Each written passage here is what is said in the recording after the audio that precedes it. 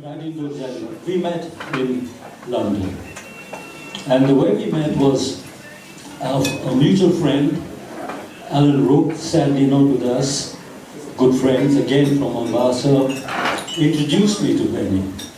And all of you know that when you become Benny's friend, that's it. As soon as you meet him, or met him, I'm afraid, there was this big smile, welcoming, that was Benny. And you felt immediately you wanted to be friendly. That's exactly what happened. So we became friends, and guess what? When I was in East Africa, I was 18 at the time, left A-level, started a little band in Mombasa. Played at the Tudor House Hotel for those who come from Mombasa. Anyway, Benny was in Zanzibar doing other things at the time. And when we met, Alan and Benny and I said, oh, we'll start a band, shall we? Okay, great. So we did. And you can see how we felt about it. Benny was a few years older than me. We called it The Outsiders. Can you imagine? I mean, by the way, we were quite legal immigrants, but we still felt like outsiders in the early days. And then we thought, right, well, if you got a band, you might as well get a few gigs. So we did, we got a gig. And then, of course, we didn't have any gear, right? So we decided to go, someone I'd been in contact from Mombasa as a young boy in near Kingston, Surbiton. And this was a music company, so I got in touch with him, you want to buy some equipment? Fine, come in. I remember to this day, the man who dealt with us was a Mr. Wilson. We thought he was really old because he had grey hair. And some of you know the word muzay. He was a muzay. But he was such a nice man. I can still remember his smile. He must have been quite amused by us. Really wet, young, very enthusiastic musicians. Anyway, we went to the shop. He gave us the run of the shop, and we picked up all the instruments we wanted. Really excited. All the chaps, you got filled in these papers, to get what we didn't know about hire purchase, which is of course fantastic, because in our day you couldn't buy anything if you didn't have the money. Hire purchase, and we thought, oh yeah, all you sign papers, then you take all the equipment away. So we did exactly that, started taking the equipment away. Mr. Wilson said, sorry chaps, we can't just take it away. You've got to make some checks to make sure you can pay and all that. Fair enough. So we got the equipment anyway. First gig, North London. God knows how we got it. How do we get our kit there? Guess what? This is in the early 60s, mid-60s. Took it by the tube. So that was us, that was a tube. But at that age, it didn't matter. We were so excited. We did the gig, and it was a reasonable success. Some of you will not believe that one of the key things that Benny could do was do the splits. Now, I don't believe it. That was his rock and roll was fantastic, but his splits, and we all would say, he's not going to get up. He's got to be a star. But he was, as you see later on, and from those photographs there, he was a real athlete. And anyway, we got the gig, and then at the end of it, they said, oh, we'd like you to come back. So that was okay. We thought, how are we going to get home? So, we were pretty smart. We said, oh, we'll use a taxi. So we did. So we used all the gig money for the taxi to go home. So it wasn't very lucrative. I'm happy to say that Benny went on to do better things with music and with his life as a businessman. But that's another story. And one of the things that we were so amused about was, sorry English people, the funny English things they did. And I wrote it down just to remind me. When you went into a restaurant and saw toad in the hole, you said, English people eat toads? Really? But I remember before I came to a cousin who had been to me, she said, when you're in England, you've got to have a hot, sweet pudding, because it's very cold, you've got to have hot pudding. Fine, that's great, at that age, great. So guess what? We ordered Yorkshire pudding. Yorkshire up north pudding. I think the biggest laugh we had was when we saw on the menu, it's not there anymore, this dish called spotted dick. Not to mention eggs that are made in Scotland, Scotch eggs. So, but we were so new, but we had a great time. That's what I'm trying to say. We were young, enthusiastic, full of life, wanting to make it well in England, and guess what? I'm happy to say Benny was very, very successful in everything he did. In Zanzibar, I think you might have heard some of this on the church. I'm afraid my hearing, like Benny's, not so good.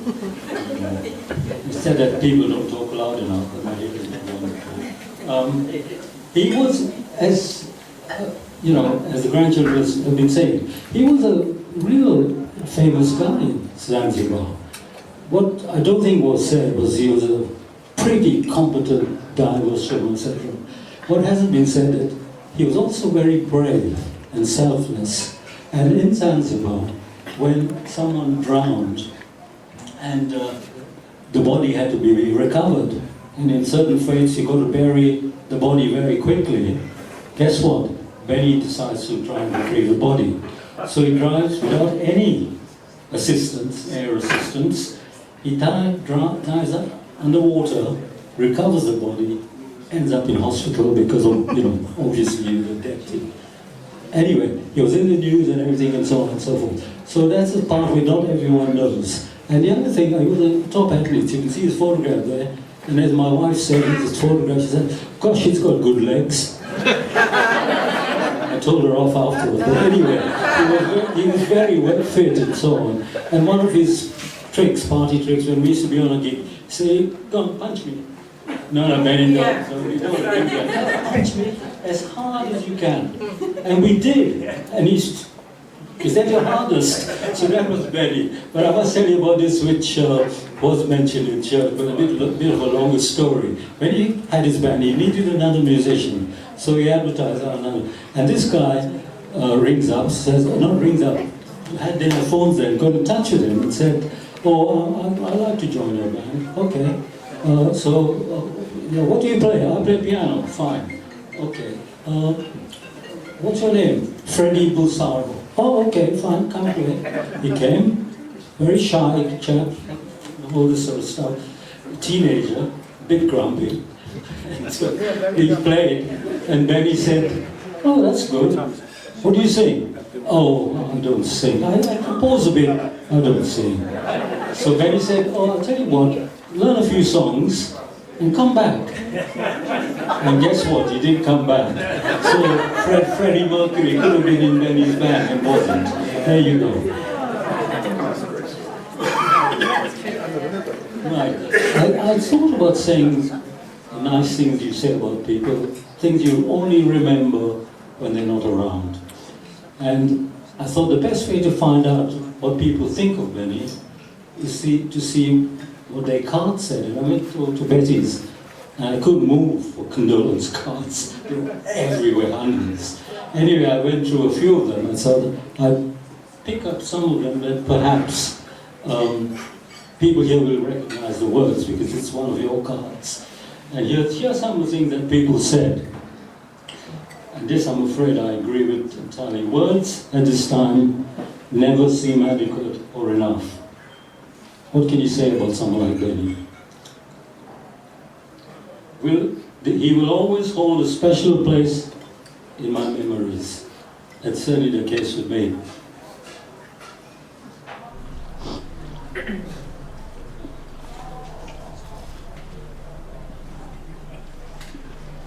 He was an exceptional person, and always a good friend. And this is something that a musician said. Benny was an inspiration to so many of us in our musical lives. He was. And he always encouraged me to play, to sing, which I reluctantly did. Always, and however badly I played, he would encourage me. And even when I knew that, you know, gosh, that was a mess.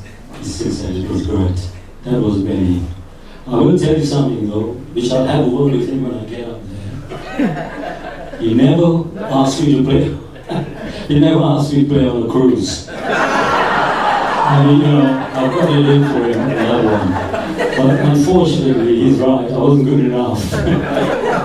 but you know, he embraced everyone, and he was very. Someone said that he was genuinely very inclusive in everything he did. And again, musicians, we owe him so much. Because of him, we reached heights we would never have achieved. These are actually words from cards, so this is what people thought about Benny. And what I think is obviously important, but this is what these are the people Benny touched in his 86, slightly more years. And this is something I think you'll all recognize. We thought Benny would go on forever. Is that true?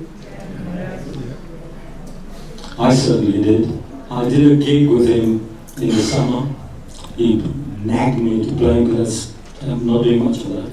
And I'm afraid that wasn't the Benny I knew, because he was under so much pain and he could only barely do things he would normally do.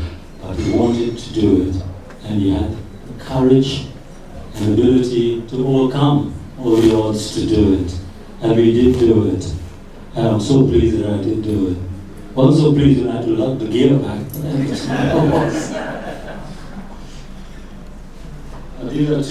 These two last points. Benny was a unique person.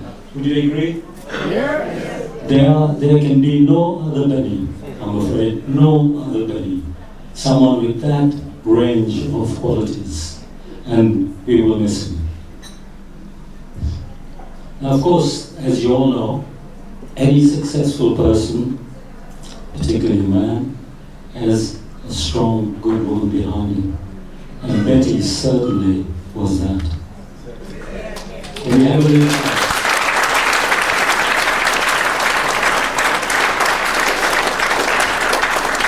And without question, without any question, Benny wouldn't have risen to the heights he did without Betty. Betty did everything to keep him focused on his job. He became an executive at Reuters, and he was not distracted in any way at home. He was totally dedicated to his music, and Betty let him. And you ask him a bit angry with himself, Betty, why don't you do something for Betty? Why don't you fill the dishwasher? Even I can do that. Even I can do it, so you should be able to. Oh, well, I never do it right. That was his excuse. So, but that was Benny. And we loved him for all those things. I also used to get mad with him, so that's good friends are about. Get mad, but get over. And of course, when he was doing the cruises, Betty, what we will know, is an excellent cook, excellent cake maker, and fantastic seamstress.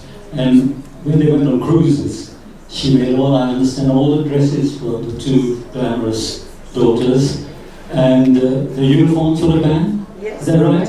Yes, and my own. And your own is right. There you go. And apparently it's like again, I don't know because Benny didn't invite me. But apparently it's a fashion show on board. And people say, oh, they go away today, and so on. So it's fantastic. And this went on in Black Velvet days and so on. I was sort of unofficial member of Black Velvet. Benny would let me play with him occasionally if I was nice to him. So I did enjoy a bit of it. But I wasn't official, which is why I'm not going to be playing with these guys behind me. Yeah, a little story about the cruises. This is, again, his character. He was so focused and determined to do stuff. And when he was trying to get into the cruising, it was very difficult to become a cruise player. Very, very difficult. Anyway, and he was working at Reuters at this time. He found a way of getting to the cruise director, and he said, look, we got this banner and got the crew to actually agree to spend some time doing an audition.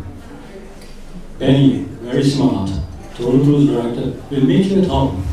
And I've been introduced to my wife and so on. They had a gig that day in London. So the guy said, oh, fine.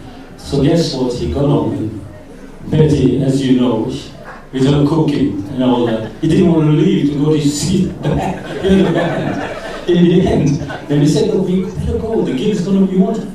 In the end, he went, and guess what? We got the deal. And they spent many, many years cruising and were given lots of special things that other people didn't have. They were professional in theory, but they were being treated like passengers. So Benny used to go on the cruises with loads of his mates. Fantastic. Some of you probably have been on a cruise with them, other than musicians, or as passengers. There you go.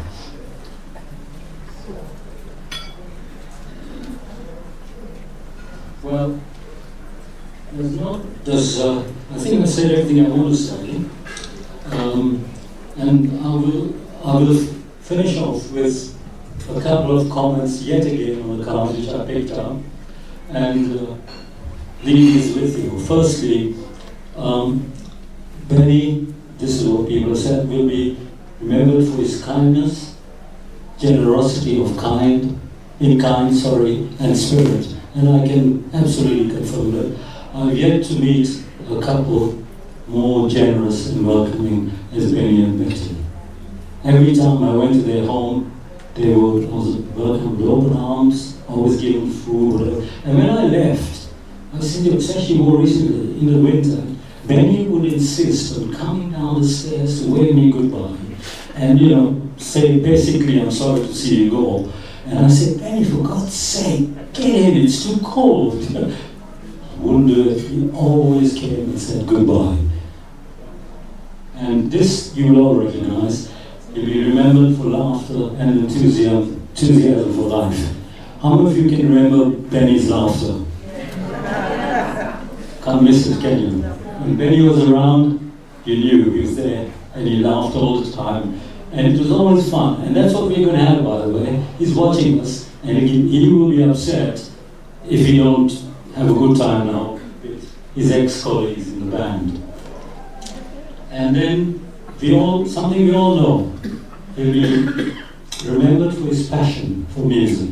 That was his passion.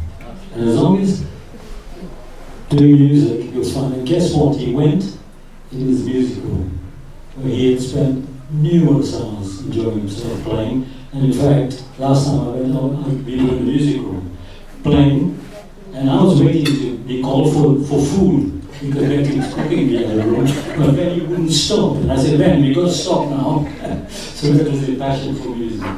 And the last comment I'm going to make about what people said was his generosity, big heart, and always demanding the best from his musicians, which I think everyone, including me, remembers. Can everyone take a glass so we can raise a toast to Benny?